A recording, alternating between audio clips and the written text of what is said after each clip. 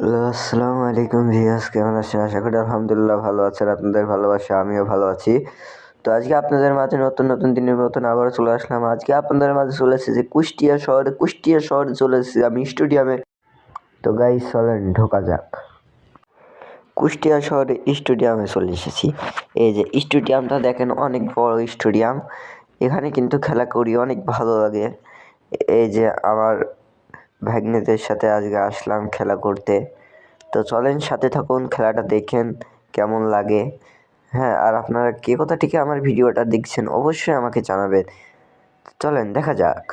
এই যে ইতিমধ্যে আমি ব্যাটে নেমেছি, 3 নম্বর ব্যাটিং নামলাম। খেলা পারি না, তারপরে মোটামুটি পারি। এই যে এখনো বল করবে। এই যে পেছনে একটা 4 বেড়াই গেল। হ্যাঁ, তো খেলা করলাম, অনেকক্ষণ করলাম, ভালো লাগলো